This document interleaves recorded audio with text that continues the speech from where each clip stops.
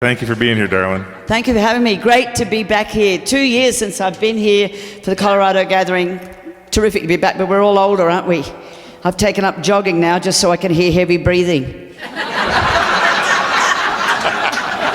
But it's nice to be here with my American partner. I reckon it's someone who's sharing your load, your troubles, your good times, your life.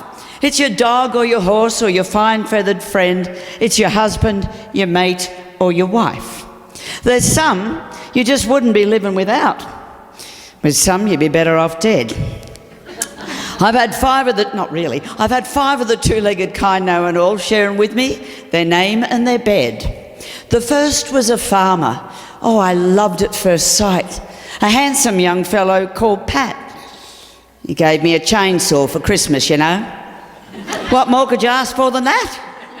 But I found he just wanted a worker, full-time, forever, till fate intervened. He worked me from sunrise till sunset, he did. I polished, I cooked and I cleaned. I polished his boots, and I polished his horse, and I polished his saddle like glass. Weren't my fault he chose to go gallop uphill, slipped backwards and fell on his arm. And broke it in 23 places. They said he would never more work on the land. Unless as his wife, I was willing and able to give the poor fellow a hand. Yes, a transplant was what they were asking. But that I could pretty soon tell. So I polished the undersides of his boots and he slipped and he fell down the well. The new one we'd only just put in outside where he walked when he watered his horse. Misadventure, the verdict was finally declared, and I know you won't argue, of course. Well, I guess that was harmless enough, as they say, until number two came on the scene with a fortune to compensate more than enough for the ugliest doll ever seen. And to cap it all off, he was greedy as heck, with an appetite hard to appease. And after 6 months, he was 17 stone, and a pig was more likely to please. Now, we'd been having some trouble with dingoes out raiding the chickens at night. So I got me some bait, and once again fate intervened to assist in me plight.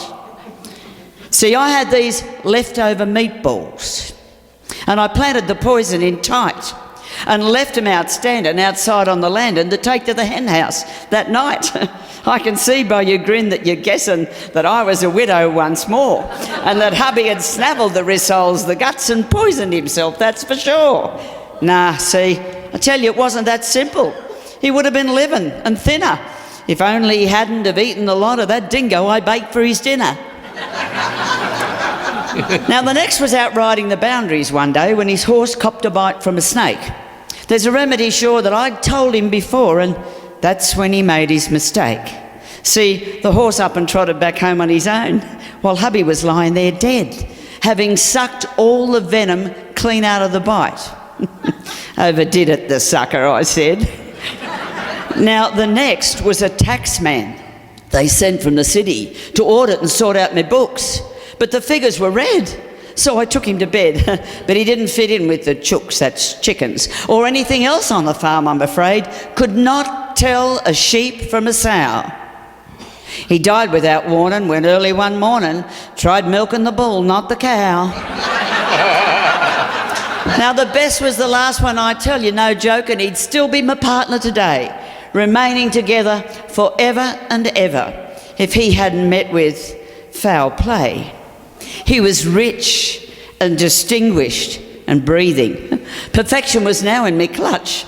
He was somewhat faint-hearted, though state-of-the-arted. Oh, I wanted to please him so much. I put on this black lacy nightie I'd ordered. It fair took away all his breath. I've no doubt it thrilled him, ruddy well killed him. I love the poor fella to death.